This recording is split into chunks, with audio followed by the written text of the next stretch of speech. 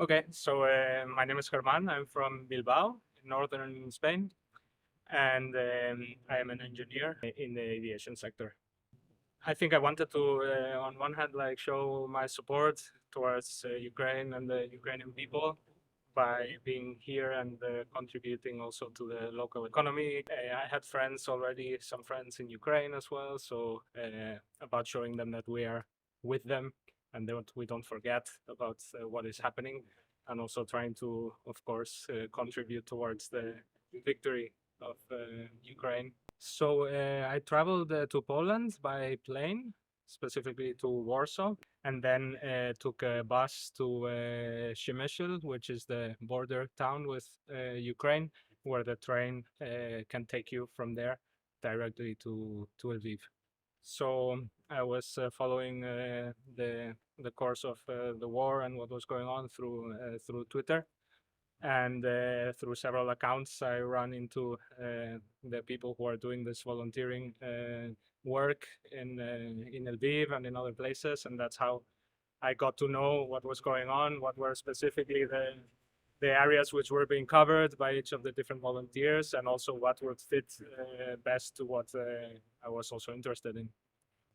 The work, well, it was very good because you can come and straight away be useful, which is something which I liked a lot. So people do not have to be maybe doubting whether coming for a few days makes sense or not, because straight away, so there's tasks to be done, and you get involved with the people. They tell you what to do directly, and this was very, very good to get that experience.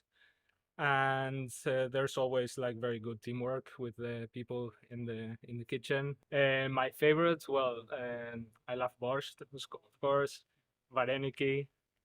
For breakfast, also the Syrniki, which are this like small like pancakes with cottage cheese and usually with jam. So in Ukraine, they always have like different jams which are all very nice. I did like try to learn a bit before coming, so of course at least the basics in case you're in a situation where you might need to try to fend for yourself. I think the language barrier is not something that people should be intimidated by, because especially young people have very good level of English here in Ukraine. Communication is usually not an issue if you are like in a supermarket or a coffee shop. People in Lviv are very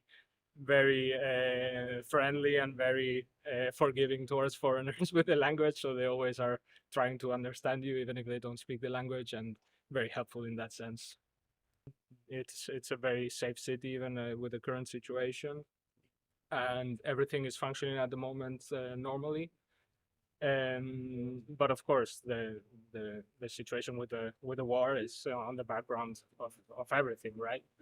For foreigners coming to Lviv, I don't think they would have anything to worry about. So everything is functioning normally in the city. Particularly, so I have been here in during the Orthodox Easter time. So this is something which in Spain we do not have.